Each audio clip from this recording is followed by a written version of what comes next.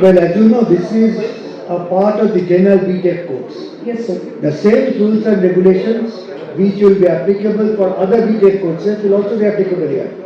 Students will come out of the joint entrance examination system, and Adams University itself conducts its own admission tests to attract students from who outside the joint entrance JEE system. The same process will be followed. Okay, sir. Thank you. এই কোর্সটা কি মনে হয় যে কোনো মেধা ছেলেরাই করতে পারে? নিশ্চয়ই নিশ্চয়ই যে কোনো নিশ্চয়ই, কারণ এটা দেখবেন যে আমাদের মাননীয় চ্যান্সেলর সবসময় বলেছেন যে খালি এক্সেলেন্স করলেই পার্সু করলেই হবে না, এক্সেলেন্সের সঙ্গে ইকুইটি অ্যান্ড অ্যাক্সেস থাকতে হবে, এবং যে নলেজটা আমাদের ক্লাসরুমে হয় সেই নলেজটা যাতে মুসলিমীয় সমাজের মধ্যে না কনফাইন থাকে সেটা দেখতে হবে। তার জন্য সাধারণ ছাত্রছাত্রীরাও, যে কোনো ছাত্রছাত্রী, তারা কিন্তু এখানে আসতে পারে থ্রু দ্য নর্মাল প্রসেস। এবং আমাদের মাননীয় চ্যান্সেলর সবসময় দেখেন যে একজন ভালো মেধাবী ছাত্র রয়েছে কিন্তু তার আর্থিক সহযোগিতা দরকার, ওনার নিজের চ্যান্সেলর স্কলারশিপ আছে, যার ফলে সেই ছাত্রটি তার মেধা থাকলেও যদি আর্থিক কোনো অসুবিধার জন্য না আসতে পারে সেই প্রবলেমটা অ্যাড্রেস করা হয়। এই কোর্স তো অন্য কোনো কলেজে নেই। না, কোনো কলেজে নেই।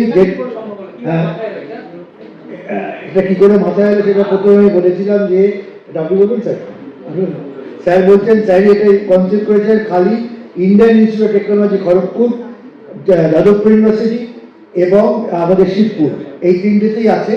এবং যেটা আমরা আর জোর দিয়ে বলতে চাই, Adams University is the only private state university in Bengal which is introducing this course.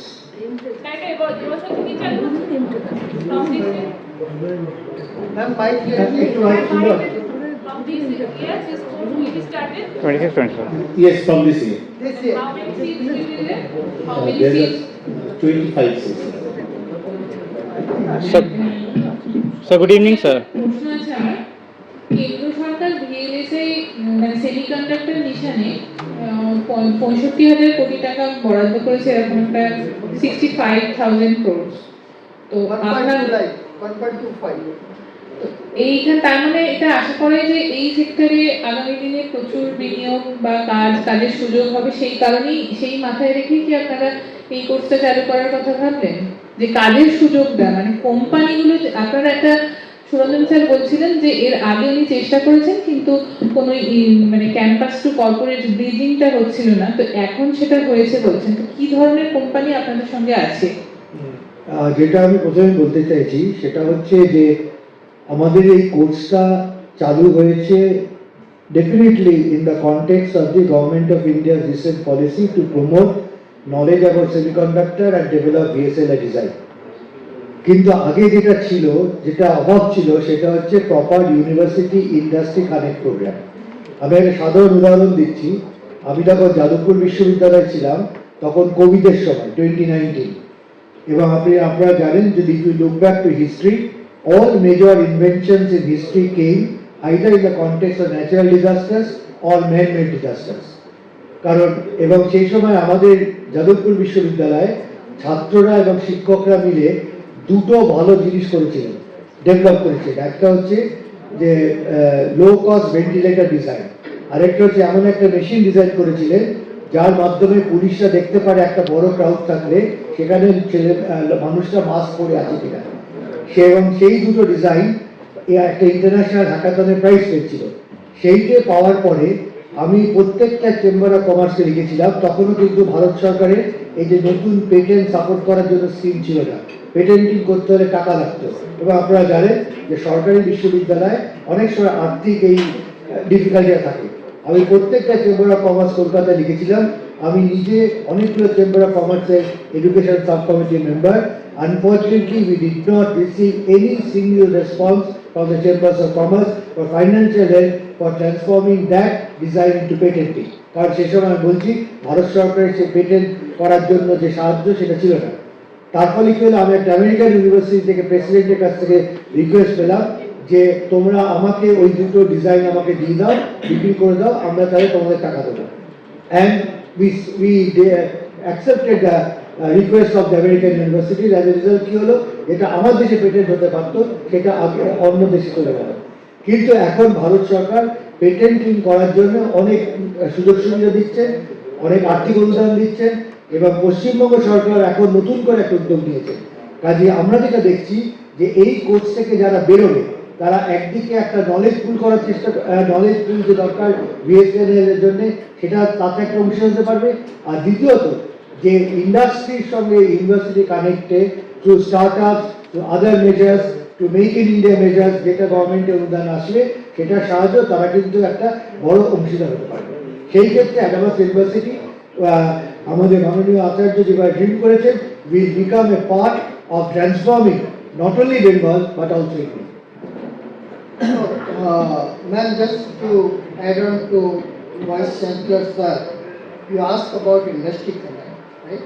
Yes. So first of all, the testimonial that 5 of us, Vishwadeep, myself, Joyanta Larry, and 2 other people are involved with this COE and basically coursework is the testimonial that basically from the beginning we are thinking of industry, academia, connect, and through these connects and through VRSI society, many more companies will get involved as basically we progress. Right? Second is Government of India, right? Under ISM 1.0 or now ISM 2.0, there is a program called C2S, under which basically 400 colleges have been given free access to chip design tools, what we call EDA tools, right? 400 colleges, state-of-the-art tools from Synopsys, Cadence, Siemens, and all those people. So that creates a foundation. If you have to start such a course, those EDA tools are essential ingredients, right, of basically starting this course. If every 400 colleges have to spend 50 lakhs in getting these tools, right, that will be almost impossible for everybody to afford these kind of tools. Sir will obviously give it, but basically that became a foundation.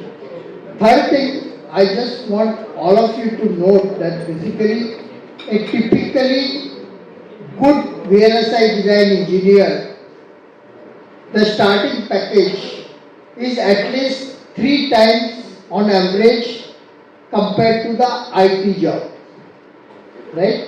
So I think that's very important basically message to be given to the parents and other aspirants in this is that if you are a VLSI design engineer, your starting package could be basically on average 15 lakhs per annum compared to 5 or 6 lakhs you get a starting package in the IT. That's why basically this is very important for the country. It's a very good opportunity for the students because they get to learn the state of the skill, and most importantly they get very good package compared to basically other traditional IT jobs and so on and so forth. Okay?